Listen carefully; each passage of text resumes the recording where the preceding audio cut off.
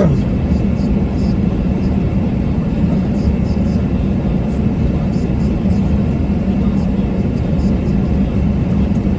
morning. Good morning, good morning. Pasok na naman sa trabaho, guys. Good morning. Good evening sa Pilipinas.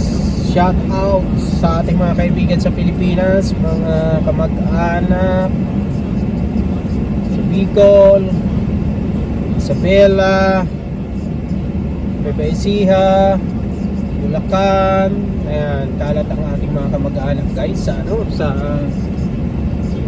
Pilipinas.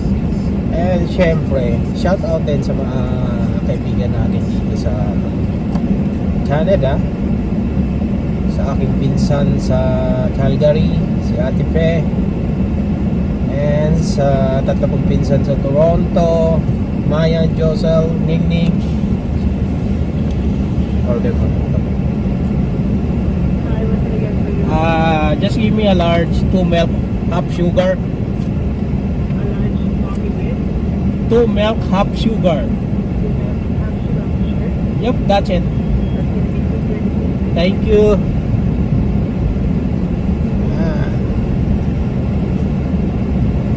Working na naman tayo, back to normal work. And sa kasalukuyang temperatura na naman po dito sa amin ay negative 16 po. At medyo pagi ang morning natin ngayon. Pagi morning tayo. Maaga pa naman po, 6:30 pa lang. And 8:30 pa lang naman. At 9 ang aking pasok. Kaya nakapag drive thru pa tayo para makakuha ng kape. Masarap kasi mag-drive na may mainit-init na kape. Ay, sarap sa pakiramdam. Kailangan ko ng kape. Ito nga pala ang aking overall. Ayan, sinusuot. Kasi pag nasa rail yard tayo or may mga hazardous na product, bali FR ito, ang ibig sabihin po ng FR, fire resistant. So hindi gaano na ano kaagad ng apoy, ng fire.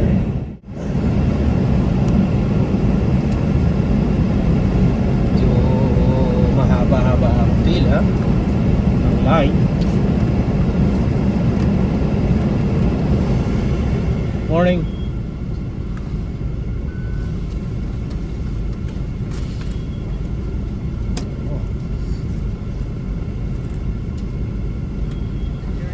Thank you.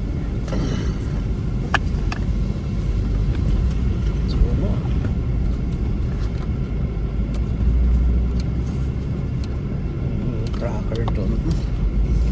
Tracker.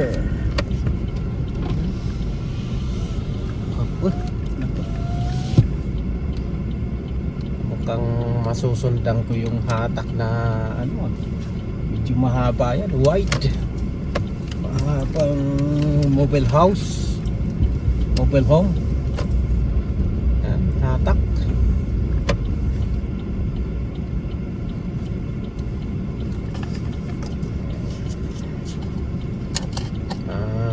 Two milk. Two milk? Bakit iba ang nilagay nila?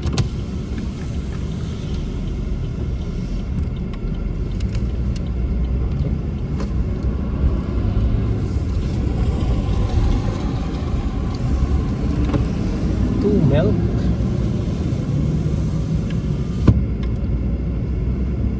Sabi ko to milk.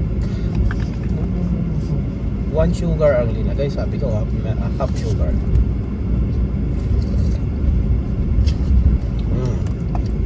Sakto lang. Yan na nga ba ang sinasabi ko, guys. Yan. Yung mobile home. Medyo wide yan. 18 ata yan. Or 16 ang ano yan. Ang size. Yan. Yan. Yan. Di bali, maaga-aga pa naman. Tapos may heavy equipment pa naman dito sa aking likuran.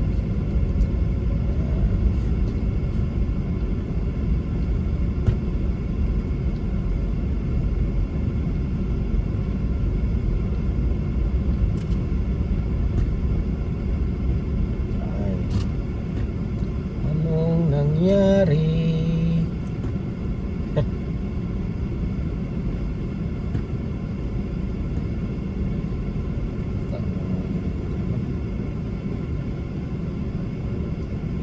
Kasi kailangan yung kasalubong niyan, yung isang lane, may humarang doon, wag mo nang papasukan, wala mo nang salubong, so kailangan i-stop doon sa kabila kasi wide nga siya eh, medyo ano yan, malapad din yan. Kinain na niya yung ano, yung dalawang lane, ayan. So ibig sabihin may guide na doon na ano yan, oversize. May guide dun sa kabila na wala mo nang papasok na ano, mga sasakyan. Yan. Kasi nga medyo malapad siya. Yan, oversize. Yan. So kailangan maunahan ko na yan. Kaso dun pa yan sa dulo. Dun sa may 110. Dun ko pa siya pwedeng overtaken dun sa may 110 na speed limit.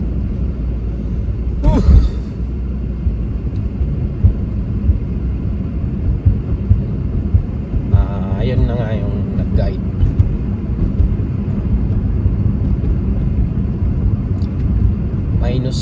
Negative 16 lang ngayon, pero medyo ano ang panahon, mukhang snowing na naman.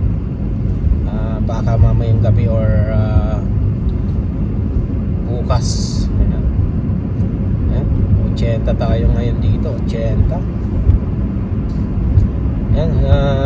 Happy New Year ulit.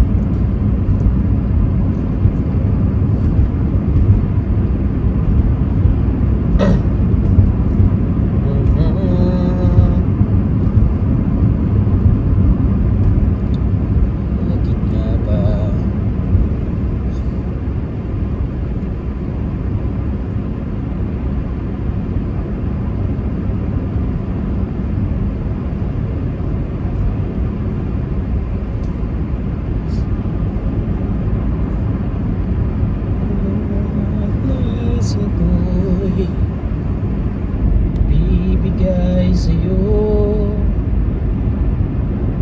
bawat susundin mo sana.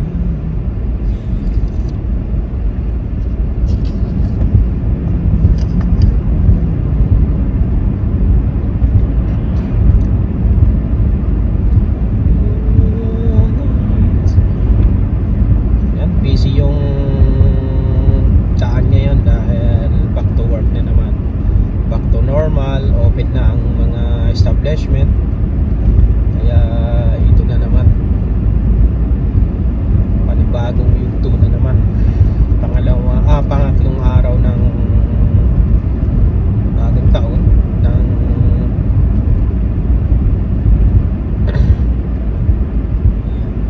365 days.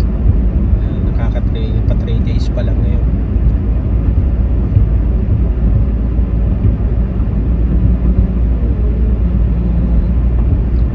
Ibibigay sa'yo gusto din susundin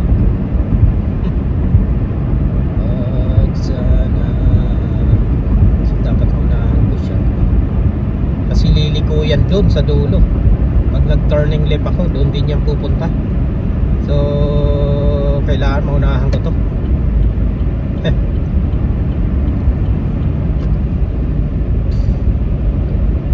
Unahan ko na siya.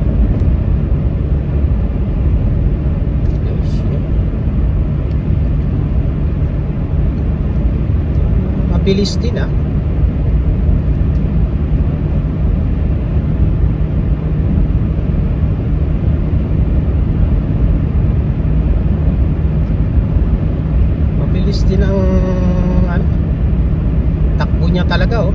Sana hindi siya mag turn left na lang. Sana dumiretso na lang sa border ng US. Huwag sa papuntang pa Oxbow, nalilikuan ko.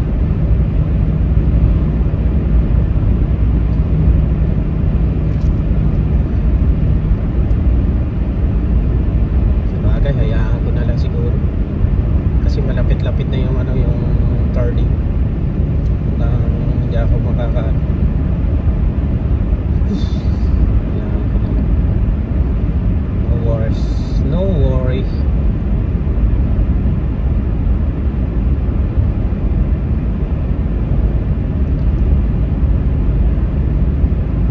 No problemo, amigo.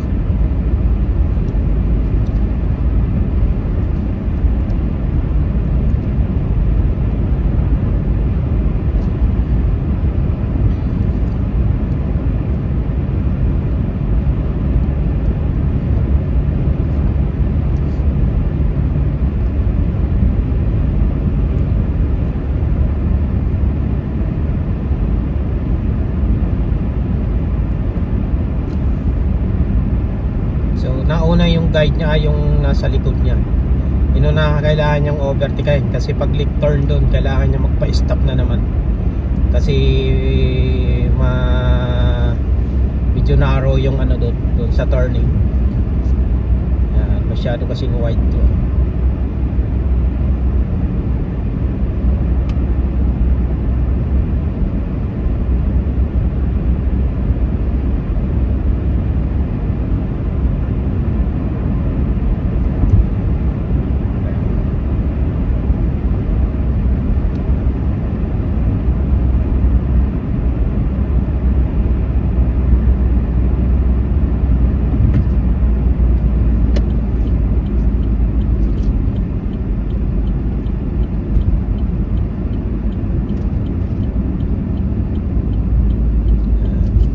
Siya. Bahay yan, bahay. Ayan.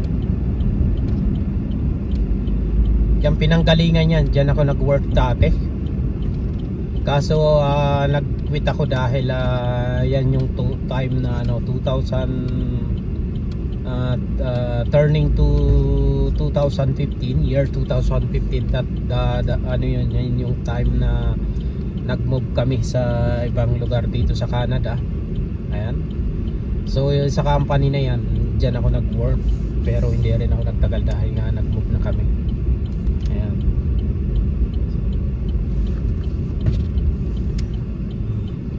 Wait. Car. May vehicle. Ayan. Nasa 16 wide lang. 16, hindi siya 18 kasi medyo maiksik. Size niya siguro sa tingin ko. Napuntan na tayo hanggang dulo yan. No problemo. Diyan lang naman ako. Yung work site ko lang naman, diyan lang naman sa bandang mga 100 meter away. Ang gagawin nito ni pare ko yun.